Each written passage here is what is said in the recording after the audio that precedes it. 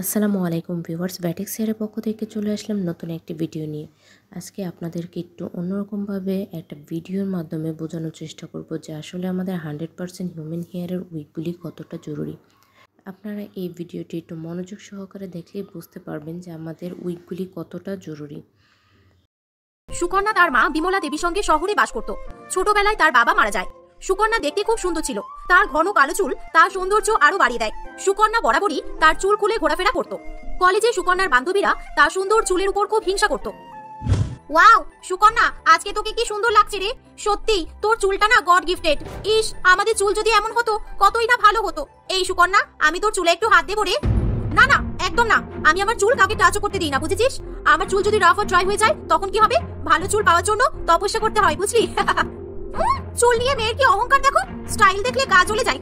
কি সুন্দর চুলগুলো সব সময় পারফেক্ট থাকে, আর আমারটা দেখো পুরো যেন ঝাউবন। প্রিয়া মনে মনে একথা বলে সুকন্যাকে নিয়ে কলেজ ক্যান্টিনে খেতে যায়। তারা দুজনে লাঞ্চ খেতে খেতে গল্প করছিল।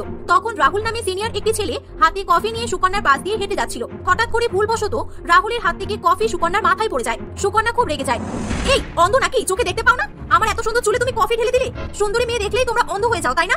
ও শিট, সরি প্লিজ, আমি বুঝতে পারিনি, ভুল হয়ে গেছে, প্লিজ সরি। সরি মানে? তুমি জানো তুমি আমার কত বড় ক্ষতি করেছো? আমার চুলগুলো পুরো নষ্ট করে দিলে তুমি। আমি তোমাকে ছাড়বো না। ক্ষতি? কেমন ক্ষতি? কোল্ড কফি ছিল তো, কোনো অসুবিধা হবে না, বাড়ি গিয়ে শ্যাম্পু করে নেবে তাহলেই হয়ে যাবে। আমি জ্ঞান দিও না বেশি, ওকে? আমার সুন্দর চুলের দিকে সবার চোখ পড়ে, আমি জানি। এতদিন কলেজের মেয়েরা হিংসা করতো, আর এখন দেখছি ছেলেরাও শুরু করেছে। So funny. তুমি দাঁত বের করছো কেন? স্টুপিড বয় একটা। রাহুল ও সুকন্যার প্রথম আলাপ ঝগড়া দিয়ে শুরু হলেও ধীরে ধীরে তারা দুজনেই খুব ভালো বন্ধু হয়ে ওঠে। তারা দুজনকে পছন্দ করতে শুরু করে। একদিন রাহুল তার বার্থডে পার্টিতে সুকন্যাকে ইনভাইট করে। রাহুল তার বার্থডে দিন তার মাকে সুকন্যাকে বিয়ে করার কথা জানায়। অপ্সরা দেবী সুকন্যার মা বিমলা দেবীকে তাদের বিয়ের জন্য প্রস্তাব দেয়। বিমলা দেবী প্রথমে কিছুতেই বিশ্বাস করতে চায় না, পরে সে বিয়েতে রাজি হয়ে যায়। যাক, একটা হিললে হলো মেয়েটার। সবসময় ওকে নিয়ে আমার দুশ্চিন্তা হয়। একটা ভালো পরিবার পাবে মেয়েটা, আমি একটু শান্তিতে মরতে পারবো এবার।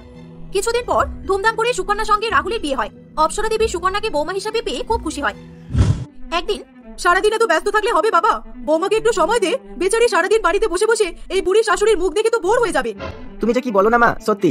আচ্ছা ঠিক আছে, আজ আমার বন্ধু আমাদের ডিনারে ইনভাইট করেছে, তাহলে আমি সুকন্যাকে নিয়ে ওখানে চলে যাব, ঠিক আছে? এই কথা শুনে অপ্সরা দেবী খুব খুশি হয়। সুকন্যা সন্ধ্যাবেলা রেডি হয়ে রাহুলের জন্য অপেক্ষা করতে থাকে। রাহুল অফিস থেকে ফিরে আসার সময় সুকন্যাকে পরানোর জন্য ফুলের মালা নিয়ে আসে।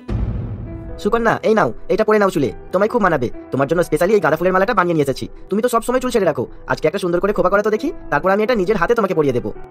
না না থাক, আমার ফুলে ভীষণ অ্যালার্জি, আমি চুলে কিছু দেবো না। আমার চুল খুলে রাখতেই ভালো লাগে। অপ্সরা দেবী তখন সেখানে আসে। সে রাহুলের হাতে মালা দেখে খুব খুশি হয়। বাবা রাহুল, তোর তো দেখছি ভালোই পছন্দ আছে, দে আমায় দে। আমি বৌমার মাথায় খুব সুন্দর করে মালাটা বেঁধে দিই। সবসময় চুল খুলে খুললে নজর বাতাস লাগবে। না না, আমি আমার চুলে কাউকে হাত দিতে দিই না। আর কতবার বলবো, সবসময় আমার চুল নিয়ে কেন পড়ে থাকো তোমরা? যেতে হলে আমি এভাবেই যাবো, আর না হলে আমি যাবো না, ব্যাস। সুকন্যা কিছুতেই রাজি হয় না।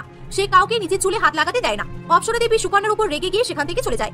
রাহুল সুকন্যাকে নিজের বন্ধুর বাড়িতে নিয়ে যায়। রাহুলের বন্ধু সঞ্জয় ও তার ওয়াইফ সুস্মিতা সুকন্যার খোলা লম্বা চুল দেখে বলে, ওয়াও বৌদি, তোমার চুল এত সুন্দর কি করে গো?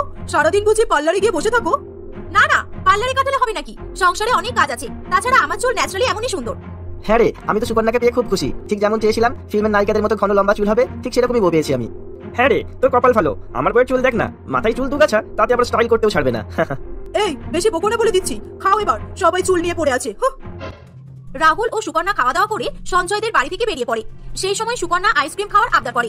রাহুল সুকন্যাকে আইসক্রিম খাওয়াতে নিয়ে যায়। কি এবার খুশি তো? চলো তাড়াতাড়ি বাড়ি চলো, ঝড় উঠবে মনে হয়। এত রাতে কোনো গাড়ি বাস কিছুই তো পাবো না মনে হয়, হেঁটে হেঁটে বাড়ি যেতে হতে পারে।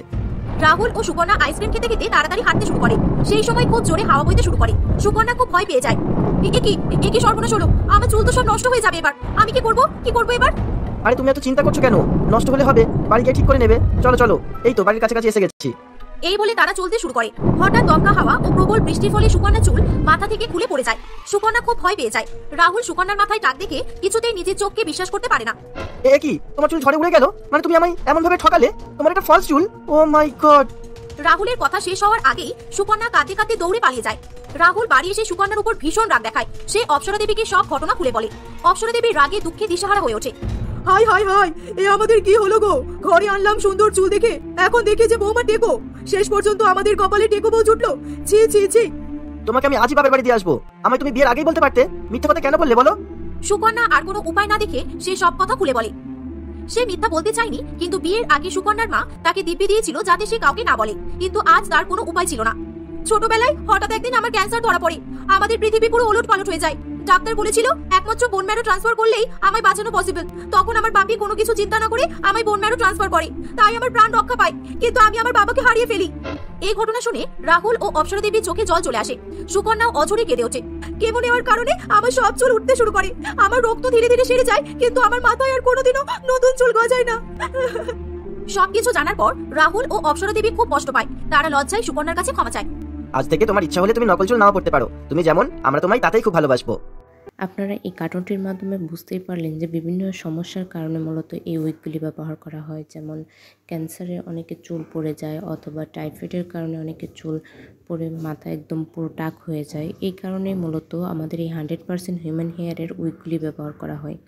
যারা নিতে চান আমাদের স্ক্রিনে দেওয়া নাম্বারে যোগাযোগ করবেন, অথবা আমাদের শোরুমে এসে ট্রায়াল দিয়ে নিতে পারেন। ধন্যবাদ।